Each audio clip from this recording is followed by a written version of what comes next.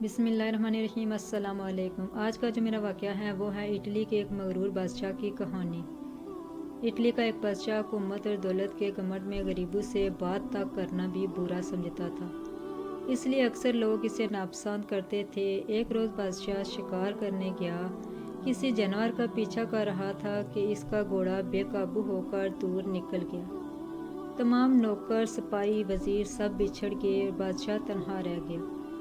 اتنے میں ایک کسان نے اب بادشاہ کے گھوڑے کی رکاب پکڑ لی۔ اس کی شکل ہو بہو بادشاہ سے ملتی تھی، فرق یہ تھا کہ اس کی پوشاک اور حالت غریبوں جیسی تھی۔ اس نے بادشاہ سے کہا کہ میں 3 دن سے حضور کی ڈیوٹی پر بھوکا پیاسا چلا آ رہا ہوں، مگر کوئی میری فریاد نہیں سنتا۔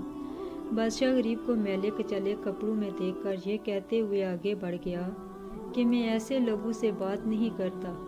غریب کسان پھر بھی اس کے پیچھے پیچھے چلتا رہا، یہاں تک کہ بادشاہ ایک تالاب پر پہنچ کر گھوڑے سے اترا۔ اس نے تاج اور کپڑے اتار کر ایک طرف رکھے اور نہانے کے لیے تالاب میں اتر گیا۔ جب بادشاہ تالاب میں اتر چکا تو غریب کسان نے بادشاہ کے کپڑے پہن کر تاج سر پر رکھ لیا۔ بادشاہ کے گھوڑے پر سوار ہو کر رفو چکر ہو گیا۔ کسان تھوڑی ہی دور گیا تھا کہ اسے شاہی نوکر چاکر مل گئے، جنہوں نے اسے بادشاہ سمجھ کر ادب سے سلام کیا اور ان کے ساتھ شاہی محل میں چلا گیا۔ اصل بادشاہ تالاب سے نہا کر باہر نکلا تو کپڑے، تاج اور گھوڑا کچھ بھی موجود نہ تھا۔ وہ بہت گھبرایا، مگر اب کیا ہو سکتا تھا؟ بیچارہ غریب کسان کے میلے کپڑے پہنے اور کئی دن تک فاقے کرنے اور بھٹکنے کے بعد شہر پہنچا، مگر اب اس کی یہ حالت تھی کہ جس سے بات کرتا کوئی منہ نہ لگاتا، اور جب یہ کہتا کہ میں تمہارا بادشاہ ہوں تو لوگ اسے پاگل سمجھ کر ہنستے تھے۔